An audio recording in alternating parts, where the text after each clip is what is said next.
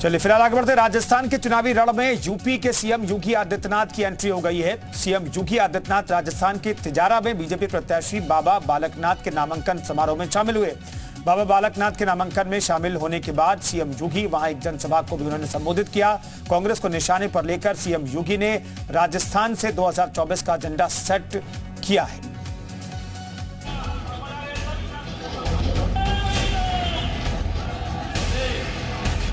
– 2024 के लोकसभा चुनाव से पहले राजस्थान समेत कई राज्यों में होने वाले विधानसभा चुनावों को सेमीफाइनल के तौर पर देखा जा रहा है और बुधवार को राजस्थान के रण में उतरकर सीएम योगी ने 2024 का एजेंडा सेट कर दिया है। बीजेपी उम्मीदवार के नामांकन में पहुंचे सीएम योगी हिंदुत्व के एजेंडे को धार देते नजर आए।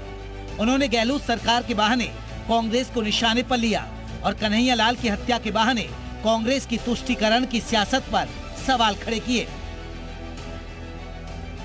कांग्रेस के खिलाफ योगी ने अपने तर्कस से एक के बाद एक कई तीर निकाले। कहा कि तालिबानी का उपचार तो बजरंगबली का गदा ही है। देख रहे हैं ना इस समय गाजा में इजराइल तालिबानी मानसिकता को कैसे कुचलने का काम कर रहा है।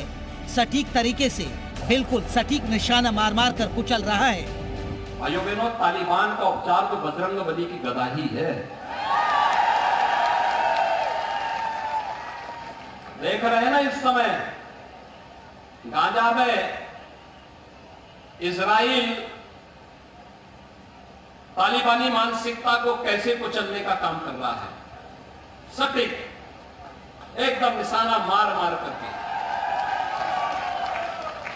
भाइयों बहनों, अराजकता और गुंडागिर्दी या आतंकवाद सभ्य समाज के लिए सबसे बड़ा कलंक है। हिंदुत्व का एजेंडा सेट करते हुए सीएम योगी ने कहा कि बीजेपी की सरकार बनने पर बहन बेटियां खुद को सुरक्षित महसूस करेंगी।